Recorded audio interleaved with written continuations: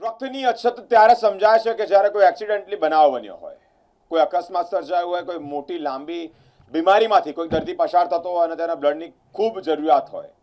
અલગ અલગ જગ્યા પર રક્તદાનના કાર્યક્રમો, કેમ્પો યોજાય છે.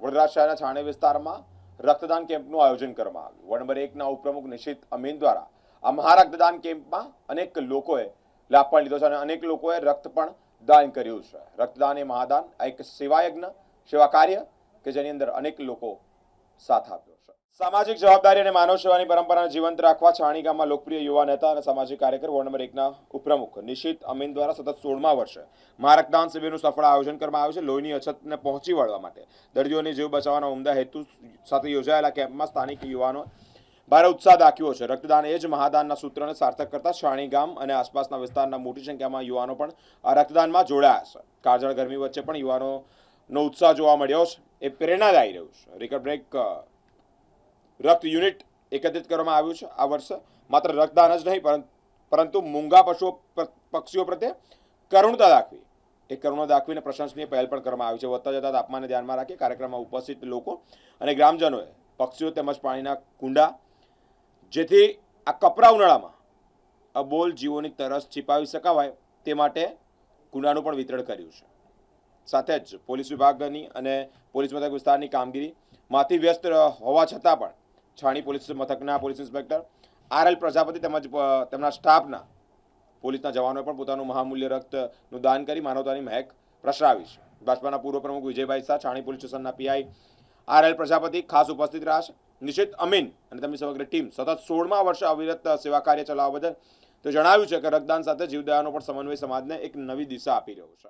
આ મારી યુવા ટીમ છે અને આ મારી ઉર્જાના શક્તિ છે. મારા મિત્રો છે નવાયારના અને હર હંમેશા કોમી એકતાને સાઈડ ઉપર મૂકીને હિન્દુ મુસ્લિમ એક છે એવી રીતે મારી માટે હર હંમેશા દર વર્ષે 100થી 150 યુવાઓ રક્તદાતાઓ રક્તદાન કરે છે. તે બદલ હું આ મારા મિત્રોનો પણ ખૂબ ખૂબ આભાર વ્યક્ત કરું છું. અને સવારથી કેમ્પ કાર્યરત છે. 4 કલાકમાં 150 ઉપરાંત યુનિટ એકત્રિત થયા છે અને 5 વાગ્યા લગીના કાર્યક્રમ શરૂ રહેશે અને મને આશા અપેક્ષા છે કે 250 ઉપરાંત લોકો રક્તદાન કરશે. હવે કાળઝાળ ગરમીમાં પણ આ જે યુવાઓનો ઉત્સાહ છે એ જ અમારી માટે ઉર્જા અને પ્રેરણા છે. જય હિન્દ, જય ભારત. અમારે કોઈને કહેવા નથી જવું પડતું. આ લોકો તેમની જાતે જ એક સેવાના ભાવથી એમની જાતે જોડાય છે. તે બદલ હું એમને અભિનંદન પાઠવું છું. અને વર્ષ દરમિયાન 2 થી 3 વખત અવારનવાર અમારા દ્વારા બ્લડ ડોનેશન કેમ્પનું આયોજન કરવામાં આવે છે. અને બ્લડની અડધી રાત્રે બી ઇમરજન્સીમાં ગમે તેવી જરૂરિયાત પડે, આકસ્મિક સારવાર હોય, ડિલિવરીની સારવાર હોય કે અન્ય કોઈ બી સર્જરી હોય તો અમારી દ્વારા 24/7 એ સેવા આપવામાં આવે છે અને હર હંમેશા આ સેવા કાર્યરત રહેશે તેવી તમારા મીડિયાના માધ્યમથી ખાતરી આપું છું. જય હિન્દ, જય ભારત. એ પણ એક જીવ જ છે. હું તો એવું કહું છું કે દરેક મનુષ્યમાં એક એવો વિચાર હોવો જ જોઈએ. અને આટલી કાળઝાળ ગરમી છે 44-45 ડિગ્રી, તો એક મારા ભાઈને એવો વિચાર આવ્યો કે આપણે પક્ષીઓ માટે પાણીના કુંડાનું વિતરણ અને ઝાડનું વિતરણ કરીએ. તો એ ઉમદા વિચારથી હું મીડિયાના માધ્યમથી દરેક સમાજના એક યુવાનોને એક એવો મેસેજ આપવા માગું છું કે આપણે કોઈને કઈ રીતે ઉપયોગી થઈ શકે જાહેર જીવનમાં. તો દરેક સમાજે કંઈ ના કંઈ ક્ષેત્રે આવું એક યુવા વર્ગ સાથે મળીને કામ કરીએ તો ગમે તેવી આફત આવશે તેને ટાળી શકાશે. તો હું મીડિયાના માધ્યમથી આ મેસેજ તમામ સમાજને આપવા માગું છું અને નમ્ર અપીલ કરું છું કે આપ સૌ બી કંઈક ને કંઈક પોતાના માધ્યમથી कार्य करे आशा रखू. हम तो ये बोलेंगे निशित भाई तुम आगे बढ़ो, हम तुम्हारे साथ है पूरा नवायाड़. और हम सब बहुत ही अच्छा काम करते हैं निशित भाई. सब हाँ, सबको समाज को लेके साथ चलते हैं. हिंदू हो चाहे मुसलमान हो चाहे सिख हो, सभी लोग हैं यहाँ. देख लो नवायाड़ से भी कम से कम 150 लड़के आए हैं और निशित भाई के साथ हैं हमेशा. નિશિત ભાઈ સારું કામ કરે છે. બ્લડ ડોનેશનનું કેમ્પ કરે છે. બધા જરૂરતમંદોને બ્લડની અર્જન્ટ જરૂરત પડે તો બધા નવારથી બધા છોકરાઓના અલગ અલગ બ્લડ ગ્રુપ છે તો અમે ટાઈમસર જરૂરત માટે ઊભા થઈ જઈએ છીએ. અડધી રાત આખો દિવસ અમે જોડે આવીએ છીએ અને એમનો સાથ સરકાર અમારી જોડે રહી છે. હંમેશા બ્લડ તો બધાને જરૂર પડે છે, પણ આ જે મૂંગા પશુ પક્ષીઓ છે એમને જમવા માટે દાણ છે, કીડિયાઓ માટે કીડિયારું છે, પક્ષીઓને પાણી પીવા માટે કુંડા છે, એમને માટે પણ આ નવો મેસેજ પાડીએ છીએ કે બધાને આપીએ અને બધા પોતાના ઘરના ધાબે ને બધું મૂકીને પક્ષીઓ માટે સેવા કરે ને આગળ વધે.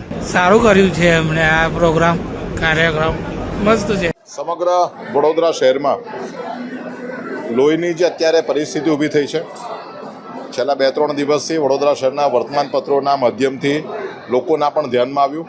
ત્યારે સામેથી હિન્દુ બ્લડ બેંકનો સંપર્ક કરી અને નિશિતભાઈ અમીન અને એમની સમગ્ર ટીમ એમણે છાણીમાં 100થી વધારે પણ યુવાનો રક્તદાન કરે એવી પહેલ કરી છે. મોટાભાગની જગ્યાએ રક્તદાન શિબિર માટે અમારે સામેથી જવું પડે છે, એમને વિનંતી કરવી પડે છે, એમને કાલાવાલા કરવા પડે છે અને એમની જે અનુકૂળતા હોય તે પ્રકારે રક્તદાન શિબિરનું આયોજન કરવું પડતું હોય છે. જ્યારે અહીંયા ભારતીય જનતા પાર્ટીના વોર્ડ નંબર 1ના અમારા કાર્યકર્તા છાણી વિસ્તારમાં જેમણે પોતે ઘણા વર્ષોથી આ પ્રકારની સામાજિક પ્રવૃત્તિ કરી છે, એમણે સામેથી એમના યુવાનોને તૈયાર કરી અને આજે આ રક્તદાન શિબિરનું આયોજન કર્યું છે. ઉનાળાના સમયગાળામાં જે રક્તની અછત છે તેમાં એમના માધ્યમથી આજે થયેલી રક્તદાન શિબિર એ ખૂબ જ મહત્ત્વની શિબિર છે. ત્યારે નિશિતભાઈ અમીન અને સમગ્ર ટીમને ખૂબ ખૂબ અભિનંદન આપું છું. વડોદરા શહેરમાં વર્ષોથી છાણી વિસ્તારમાં અલગ અલગ સમયે અલગ અલગ સંસ્થાઓ મારફતે રક્તદાન શિબિર થતી જ હોય છે અને રક્તદાતાઓ એ વડોદરા શહેરમાં હંમેશા આ શિબિરના માધ્યમથી લાભ લેતા હોય છે. તેમ છતાં પણ આજે ઉનાળાના સમયમાં જ્યારે એમના માધ્યમથી થઈ છે ત્યારે ફરી એક વખત હિન્દુ બ્લડ બેંક દ્વારા એમને ખૂબ ખૂબ અભિનંદન આપું છું.